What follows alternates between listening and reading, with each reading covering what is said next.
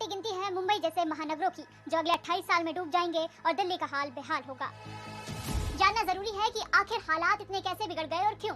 इसकी दो बड़ी वजह हैं। पहली, पॉपुलेशन जिसके साथ हुआ बेहिसाब डेवलपमेंट और दूसरा क्लाइमेट चेंज।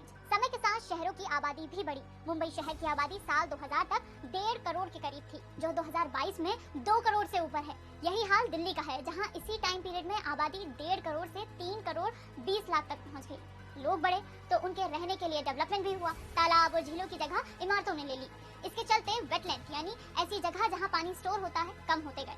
1970 से 2017 के बीच मुंबई का 71%, अहमदाबाद का 57%, बैंगलोर का 56% और दिल्ली एनसीआर का 38% वेटलैंड कम हुआ है। इसलिए बारिश में बाढ़ और गर्मी में पानी की किल्लत देखने को मिलती है। दूसरी वजह है क्लाइमेट चेंज, जो बेमौसम भारी बारिश और सी लेवल को बढ़ा रहा है। सब हमारा ही किया धरा है। आलम यह है कि अरब सागर का लेवल बढ़ने से समुद्र के किनारे बसे शहर साल में 2 मिलीमीटर तक डूबते जा रहे हैं। एक्सपर्ट्स के मुताबिक शहरों को डूबने से बचाना है तो ड्रेनेज सिस्टम की लंबाई सड़क की लंबाई के बराबर होनी चाहिए। लेकिन हमारे यहाँ ऊपर की सड़कें तो बनती जाती हैं, लेकिन ड्रेनेज सिस्टम बनाना शायद भूल ही जाते हैं। डूबने वाले शहरों में दो बड़े शहर होंगे, चेन्नई और मुंबई।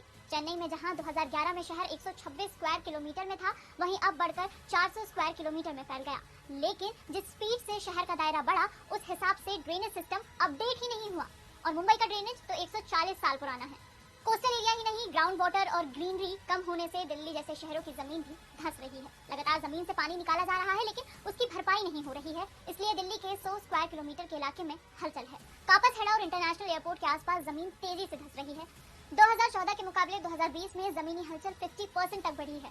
ये हो भी क्यों ना, 1991 से 2011 के बीच 20 सालों में दिल्ली का दायरा 2 गुना हुआ है। कुछ यही नजारा इंडोनेशिया में भी दिखा। वहाँ की सरकार अब नई राजधानी बना रही है, क्योंकि मौजूदा राजधानी जकार्ता डूबने के कगार पर है। आसान भाषा में कहें तो हम ही पानी के रास्ते में आ रहे हैं। इसलिए सरकार और नगर निगम के साथ साथ हमें भी अलर्ट रहना होगा, नहीं तो सब पानी पानी हो जाएगा।